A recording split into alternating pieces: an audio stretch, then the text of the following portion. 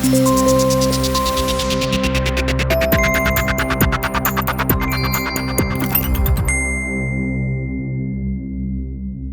First Ministers of Scotland and Wales are joining forces to voice their opposition to Boris Johnson's Brexit bill.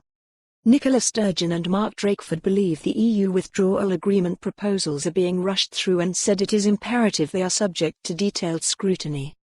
They are urging MPs and the UK government to secure an extension to the Article 50 process. Mr Johnson has now been forced to put his plans to leave the EU on October 31 on hold after MPs voted by 322 to 308 to reject his bid to push legislation approving his Brexit deal through the Commons in just 3 days. Scotland's First Minister Nicola Sturgeon and Mr Drakeford, her Welsh counterpart, will hold a joint press conference on Wednesday in London where she is expected to say, the UK government has sought to pass the Withdrawal Bill through Westminster without an opportunity for detailed scrutiny in either the UK or Scottish parliaments. That is unacceptable. It is imperative that this bill is subject to detailed scrutiny in all of the UK's legislatures and that the views of the Scottish Parliament and Welsh Assembly are taken into account. Any form of Brexit will damage our economy, which is why the Scottish Government has been clear and consistent that the best option for the future well-being and prosperity of Scotland is to stay in the European Union. The Prime Minister on Tuesday told MPs he would now pause the Withdrawal Agreement bill until the EU takes a decision on whether to grant another Brexit delay.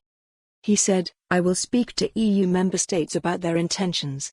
Until they have reached a decision we will pause this legislation." He added, "Let me be clear.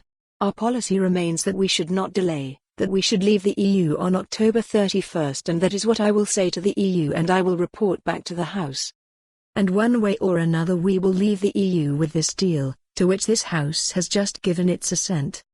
The two First Ministers have jointly written to Mr Johnson and the President of the European Council asking for an extension to give more time to scrutinise the bill. At their press conference, they will also say that Brexit would damage devolution and be disastrous for the economies of both Scotland and Wales. Mr Drakeford will say, "This deal is a bad one for both Wales and Scotland." Yesterday the Senedd agreed that we could not give legislative consent to the withdrawal bill as currently drafted.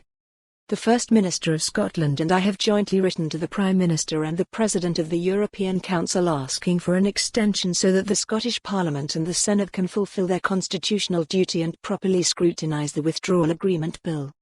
There is another way, a referendum which gives people a chance to act. For more on this story, visit the news article link.